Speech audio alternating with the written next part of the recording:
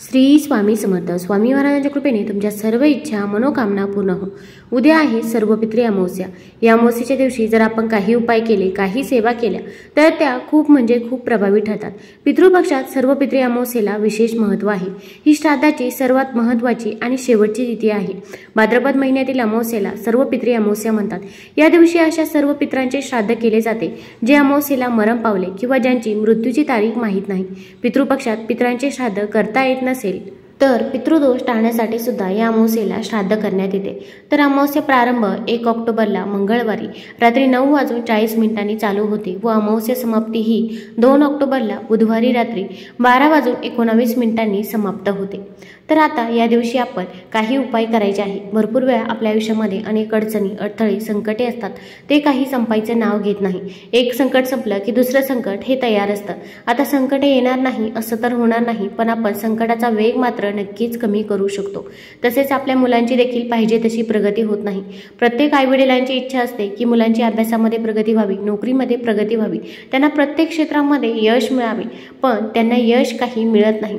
तसेच नोकरी मिळत नाही. मुलांचे विवाह हे वेळेवरती जुळून येत नाही. घरामध्ये आर्थिक टंचाई ही जाणवत असते. आपल्या कष्टाला नशिबाची साथ मिळण्यासाठी या दिवशी आपण काही उपाय व सेवा करायची आहे. तर कोणते उपाय करावे हे जाणून घेण्यापूर्वी तुम्ही चॅनलमध्ये नवीन असाल तर चॅनल लाईक करा आणि सबस्क्राईब देखील करा. कमेंटमध्ये श्री स्वामी समर्थ किंवा ओम पितृदेवताय नमः लिहायला विसरू नका. आता या सर्व पितृ अमावस्येच्या दिवशी आपण सकाळी लवकरच उठायचं आहे. अगदी तुम्ही ब्रह्ममुहूर्तावरती उठले तरी पण चालेल. ब्रह्ममुहूर्तावरती आपण जी काही पूजा करतो, जी काही सेवा करत असतो, ती सेवा ही फलदायी ठरतच असते. आता या दिवशी आपल्याला एक विड्याचं पान घ्यायचं आहे. विड्याचं पान तुम्ही अगोदरच्या दिवशीच घरामध्ये आणून ठेवलं तरी पण चालेल. आता हे विड्याचं पान घेतल्यानंतर आपल्याला स्वच्छ धुवून घ्यायचं आहे. घरामध्ये जर गंगाजल असेल तर गंगाजलाने ते पान स्वच्छ धुवून घ्या. त्यानंतर स्वच्छ पुसायचं आहे. आता हे विड्याचं पान आणि त्याचसोबत आपल्याला एक सुपारी देखील घ्यायची आहे. आता हे सर्व घेऊन आपल्याला देवापुढे बसायचं आहे. बसताना आसन घेऊन बसावं. एक दिवा देखील आपल्याला तिथे प्रज्वलित करायचा आहे. एक प्लेट घ्यायची आहे. प्लेटमध्ये अखंड तांदूळ टाकायचे आहे. तांदळावरती हळदी कुंकू अर्पण करायचं आहे. तुम्ही मातीची पंती किंवा कणकेचा दिवा देखील घेऊ शकता. आता शक्यतो जर तुम्हाला कणकेचा दिवा बनवणे शक्य असेल तर आवर्जून कणकेचा दिवा बनवावा. यामध्ये आपण थोडीशी हळद देखील टाकायची आहे. हळद ही माता लक्ष्मीला अत्यंत प्रिय आहे. भगवान विष्णूंना देखील हळद ही अत्यंत प्रिय आहे. तसेच हळद आपला गुरुग्रह देखील बळकट करत असते. आता हा कणकेचा दिवा घेतल्यानंतर आपण त्या दिव्यामध्ये शुद्ध तूप टाकायचं आहे. तिळाचं तेल किंवा मोहरीचं तेल देखील त्या दिव्यामध्ये टाकू शकता. त्यानंतर या दिव्यामध्ये आपल्याला एक लवंग टाकायचं आहे. लवंग हे साबूत असावं, कुठेही तुटलेलं फुटलेलं नसावं. त्याला पुढे फूल देखील पाहिजे असं लवंग आपल्याला त्या दिव्यामध्ये टाकायचं आहे. तसेच एक वेलची देखील आपण त्या दिव्यामध्ये टाकावी. आता आपण जो देवघरामध्ये दिवा प्रज्वलित करत असतो तो दिवा वेगळा आणि हा दिवा आपल्याला वेगळा प्रज्वलित करायचा आहे. अगदी कणकेचा दिवा बनवणे शक्य नसेल तर तुम्ही मातीची पंती घेऊ शकता. मग त्या दिव्यामध्ये आपण चिमूटभर हळद, एक लवंग आणि एक हिरवी वेलची टाकायची आहे. आता या दिव्याला हळदी कुंकू अर्पण करायचं आहे, फूल व्हायचं आहे.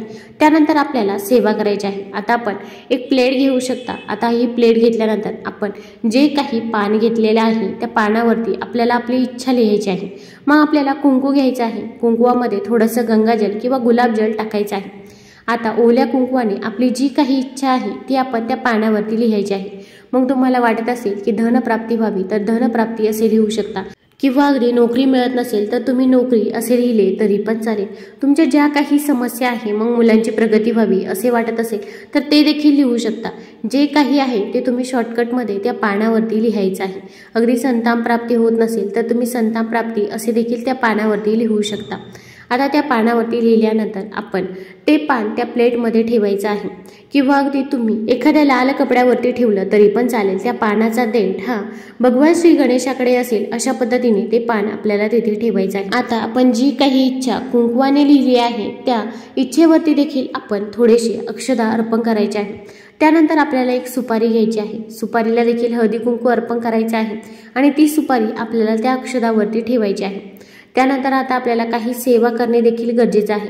कारण की आपण नुसते उपाय केले आणि जर सेवा केल्या नाही तर आपल्याला त्याचा काही एक रिझल्ट बघायला मिळत नाही. पण जेव्हा आपण उपाय करतो आणि सेवा पण करतो तेव्हा आपल्याला त्याचा रिझल्ट हा नक्कीच मिळत असतो।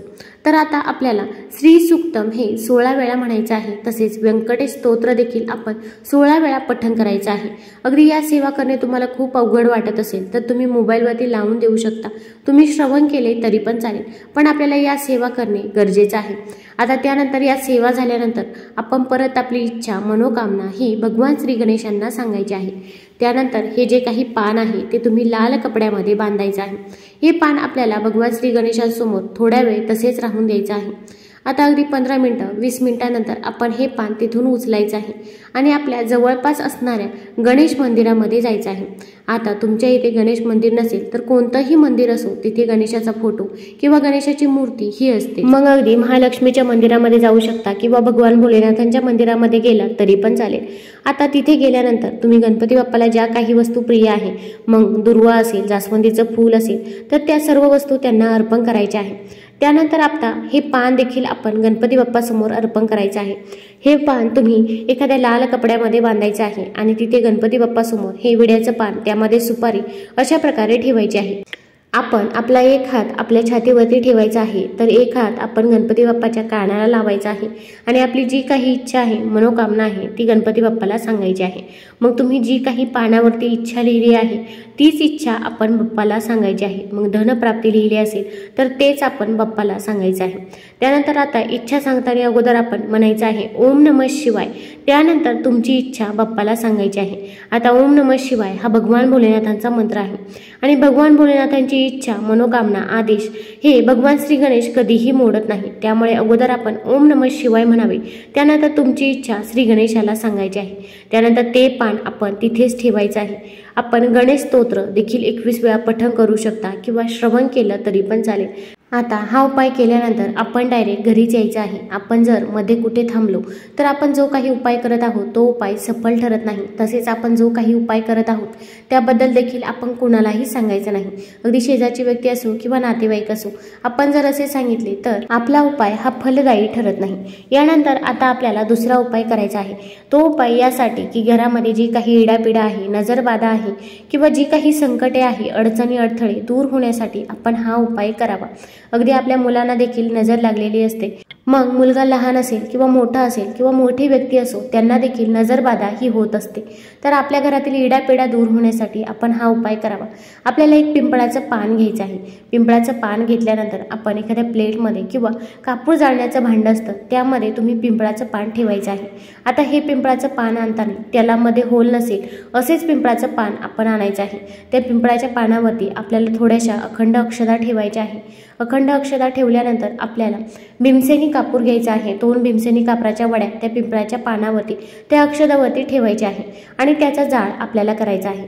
आता हे जे काही पिंपळाचं पान आहे ते आपल्याला सर्व घरामध्ये घेऊन फिरायचं आहे। मग अगदी बेडरूममध्ये, हॉलमध्ये, किचनमध्ये सर्व ठिकाणी हे पान घेऊन फिरावं। तसेच आपला जो काही मुख्य दरवाजा आहे किंवा ज्या काही खिडक्या आहे त्या सर्व ओपन ठेवायच्या आहे, की ज्यामुळे आपल्या घरामध्ये जी काही नकारात्मक ऊर्जा आहे ती घराबाहेर जाईल व घरामध्ये सकारात्मक ऊर्जेचा संचार होईल। आता यानंतर हे पान अर्धे जळेल किंवा अक्षता अर्ध्या राहतील तर हे पान आपल्याला घराबाहेर ठेवायचे आहे। मग दुसऱ्या दिवशी हे पान तुम्ही निर्माल्यामध्ये टाकू शकता किंवा एखाद्या झाडाखाली टाकलं तरी पण चालेल। वाहत्या पाण्यामध्ये देखील आपण हे पान प्रवाहित करू शकता। यामुळे आपल्या घरामध्ये जी काही इडापिडा आहे ती नक्कीच दूर होईल। तुम्हाला जर हा व्हिडिओ आवडला असेल तर चॅनल लाईक करा, सबस्क्राईब करा। धन्यवाद।